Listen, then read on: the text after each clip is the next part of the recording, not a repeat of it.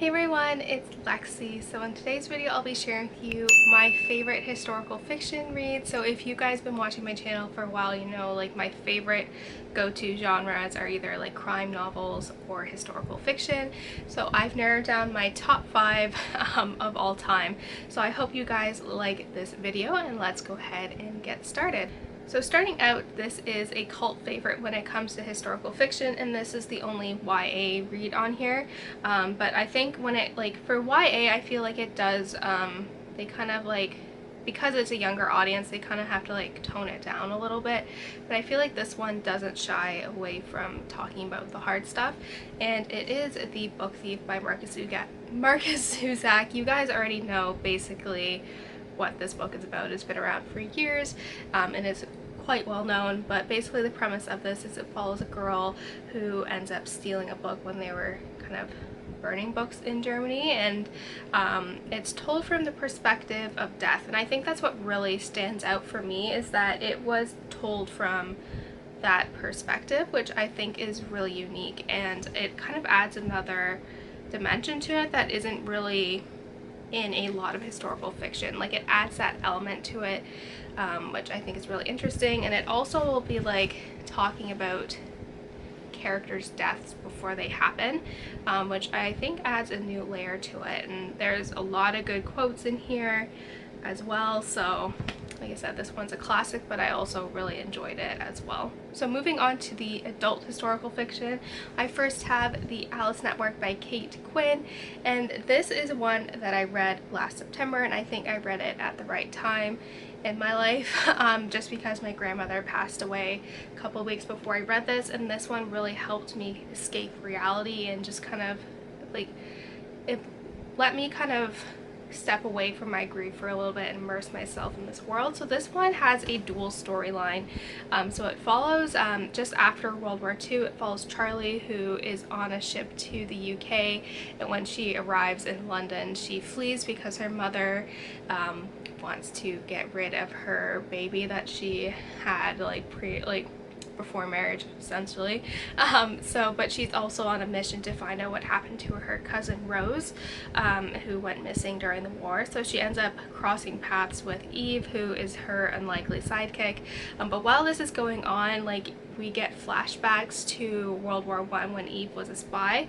But the storylines between World War I and post-World War II, they are very much kind of seamlessly interwoven together, so they flow really well. I love this one so much. Like I said, it's near and dear to my heart just because it did provide me with that escape. And when I was pulling this down from my shelf, I'm like, why do I have this tabbed here? But it had a quote about grief in there, which was really important, that I was like, oh yeah, I forgot about that. But back then it meant a lot to me to see that as well. But like I said, this one is near and dear to my heart. So this one is also very popular on BookTube, but I read this when it first came out, before it gained a lot of popularity, even before I started BookTube. I was the OG follower for this. But it is The Nightingale by Kristen Hanna, and this is a story of two sisters who live in France during the Nazi occupation, and their different paths that they had to take to survive. And this one was kind of the trailblazer in terms of World War II books that focus on the female experience during this time, which kind of set itself apart from a lot of the current YA ones, or current historical fiction books. But yeah, this one is really captivating. It very much is an emotional read, and I remember crying reading this. But this one is just one. I think if you don't know too much about the plot, I think it's just better to just immerse yourself in this book and read it, because it is beautifully written. It deserves all the praise and recognition that it has gotten since it's been published. So it's well deserved in terms of just the hype, the praise. It's just a beautiful work of art as well. So definitely, if you haven't already, pick it up, because it is actually really good. So this is a book that I feel like I don't talk a lot about on my channel, and that's something somewhat disappointing because this is a beautiful book. So it is The Storyteller by Jodi. This is one I read years ago, and I really loved it. But it follows a baker whose grandmother just passed away, and she was a Holocaust survivor, and she's retelling her story of growing up in Germany during World War II, being in the ghetto, later on the concentration camp, and it's just very haunting and just how it's written. And I don't know, I think this is another one like the Nightingale, where it's just best to just immerse yourself, don't even read the cover.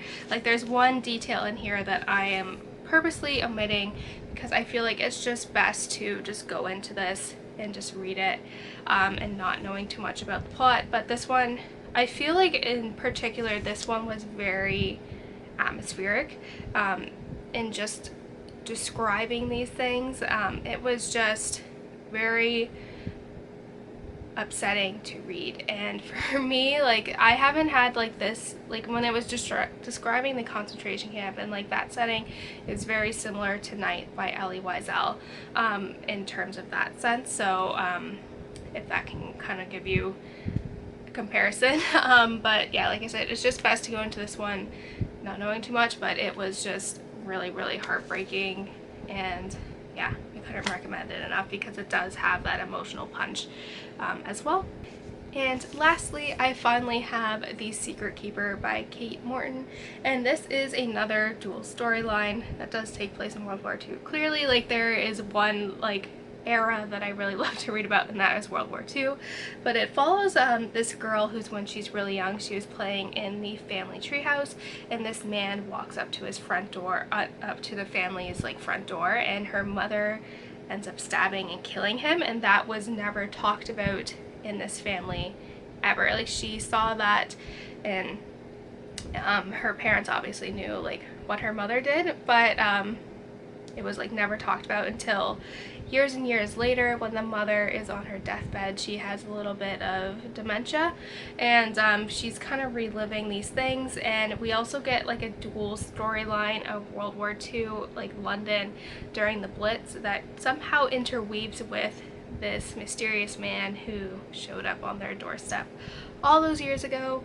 But again, just go into this one blind. I think that's what works best. Like, this one, I was so emotionally attached to this one, for like, I was so immersed in these characters, this world, and the author does a really good job as well, like similar to the Alice Network, where she's really good at like bouncing back within kind of the timeline and making it effortless. And yeah, like I said, go into this one blind and not knowing too much. You will not be disappointed, I promise. So that's it, guys. Thank you guys so much for watching. I hope you guys enjoyed this video. Let me know in the comments below what some of your favorite historical fiction reads are and all of that fun stuff. So yeah, thank you guys so much for watching. Don't forget to give this video a thumbs up, and I will see you guys next time. Bye, guys.